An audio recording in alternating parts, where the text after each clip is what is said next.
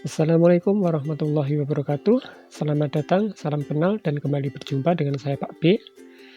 Mohon izin sebagai pemula untuk belajar bersama tentang siklus akuntansi perusahaan jasa, melanjutkan video sebelumnya tentang jurnal umum, buku besar pembantu salon indah. Pada kali ini kita akan mencoba menyampaikan penyusunan data saldo piutang dan utang serta neraca saldo.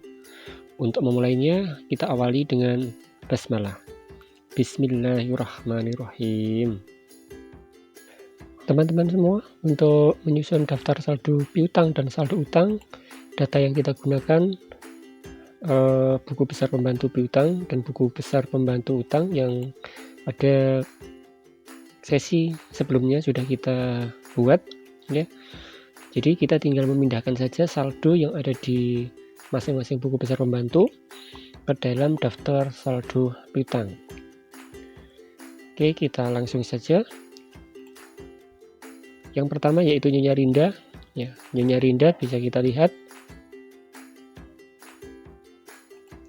ya, di buku besar pembantu piutang saldo terakhir yang ada di balance ya, di sini 0 atau nihil karena saldo awalnya 3 juta debit, kemudian dikredit 3 juta, jadi saldonya 0. Maka yang ada di daftar saldo piutang kita tulis 0 ya, atau nihil. Kemudian yang kedua yaitu Nyonya Rindiani ya, Nyonya Rindiani saldo awalnya 3 juta, kemudian terjadi 3 kali mutasi ya, dan saldo akhirnya juga 0 atau nihil, sudah tidak memiliki piutang lagi. Maka tinggal kita pindahkan Nyonya Rindiani 0 juga.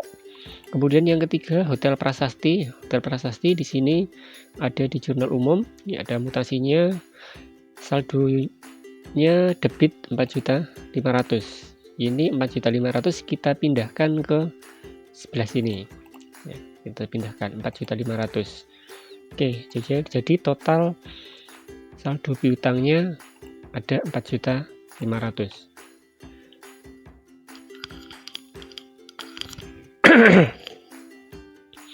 Kemudian kita lanjutkan ke saldo utang ya, saldo utang. Untuk saldo utang kita sumbernya sama ya, buku besar pembantu utang. Yang pertama PT Kelakon, di sini saldonya 0 ya. Jadi di sini 0 saldonya. Kemudian kita lihat lagi yang kedua yaitu PT Marina. Di sini saldonya juga sama 0 ya. Saldo awalnya 2 juta, kemudian ada mutasi debit 2 juta, saldonya 0 juga. Kemudian yang ketiga PT Mitra Sentosa ya, PT Mitra Sentosa ada 2 kali mutasi ya, 8.500.000 dan 2.500.000, jadi saldonya kredit 11 juta. Oke, ini tinggal kita masukkan di sebelah sini ya, kita masukkan di sebelah sini, kredit 11 juta, totalnya 11 juta rupiah. Sampai sini untuk saldo daftar saldo piutang dan utang selesai.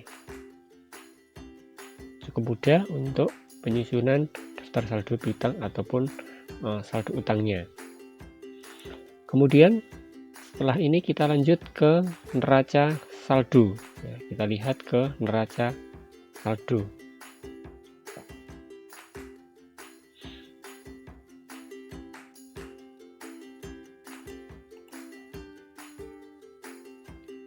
Sebelum lanjutkan neraca saldo ya, untuk mengecek apakah daftar saldo piutang ini sudah benar atau belum, ini bisa kita lihat atau bisa kita cross check kan, kita bisa cocokkan dengan buku besar piutang ataupun buku besar utang. Kita lihat di sini saldo piutangnya ada 4.500.000. Kita lihat di buku besarnya, account receivable ya, piutang usahanya di sini saldonya harus sama. Di sini saldonya 4.500.000, berarti sama ya, 4.500.000, 4.500.000. Di sini juga 4.500.000. Oke. Kemudian yang kedua, kita lihat saldo utangnya. Saldo utangnya, account payable. Kita lihat account payable di sini saldonya 11 juta, maka di buku besar saldonya juga harus sama, 11 juta. Ya, ini sama 11 juta rupiah. Berarti insya Allah sudah benar ya, saldonya harus sama. Oke, kemudian kita lanjut ke neraca saldo. Neraca saldo, untuk neraca saldo yang kita gunakan, sumber data yang kita gunakan dari buku besar ya, semua dari buku besar. Jadi kita hanya memindahkan saldo yang ada di buku besar, saldo akhir yang ada di buku besar, kita pindahkan ke neraca saldo sesuai dengan posisinya, apakah saldonya itu di debit ataupun di kredit ya. Dan perlu kita ingat, ketika kita menemukan saldo-saldo yang tidak normal atau saldo-saldo aneh, karena logikanya kas itu pasti di debit, ketika kas itu posisinya di kredit berarti pasti ada yang salah, maka kita harus antisipasi dari awal. Oke, kita mulai saja untuk posting dari buku besar ke neraca saldo. Cash in bank, cash in bank di sini saldonya 57.850 posisi debit. Kita tinggal pindahkan saja. 57.850. Kemudian yang kedua, petty cash, karena di sini 0 maka sama. Di sini kita tulis 0 atau nil ya. Kemudian account receivable. Di sini saldonya 4.500.000. Kita tinggal masukkan, pindahkan saja. Kemudian loan for the full debt ya. Di sini kredit 5.800.000. Kita pindahkan di sini kredit 5.800.000. Kemudian sublease 12.550.000 ya, kita pindahkan juga posisinya di debit ya. Oke. Kemudian yang lainnya sama, prepared insurance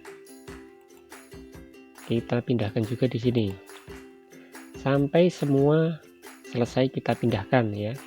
Semua selesai kita pindahkan. Oke, ini 24 juta debit, kemudian 20 juta debit juga, kemudian kredit 6.500.000 ya. Kemudian kredit lagi 11 juta ya, utang usaha.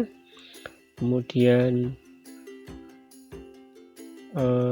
accrued expense ya, ini nihil ya, karena di sini kredit 9.350.000 di debit 9.350.000 nihil.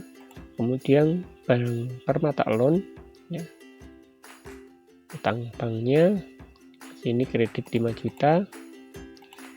Kemudian pengambilan pribadi indah kapital 50 modal ya, modal indah 50 juta. Kemudian pengambilan pribadinya ada 13 juta. Kemudian pendapatannya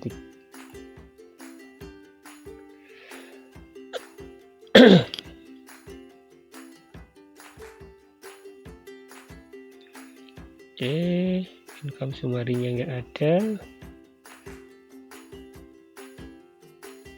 Kemudian fixed income 123.200. Kemudian beban iklan 5.350.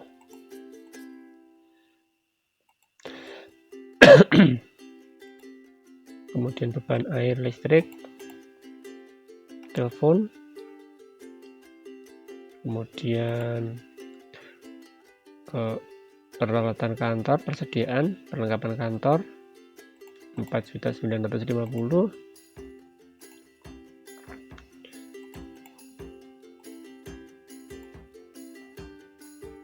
Kemudian selanjutnya beban akumulasi, kemudian beban asuransi, kemudian beban sewa, beban gaji, semuanya sampai selesai ya, beban lain-lain sampai semuanya selesai.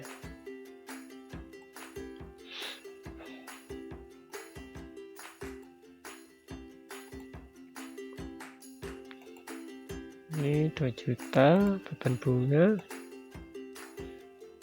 kemudian biaya bank. Oke, kita jumlahkan ya, ini antara debit dan kreditnya harus sama, debit kreditnya harus sama. Oke, selesai untuk posting dari buku besar ke neraca saldo.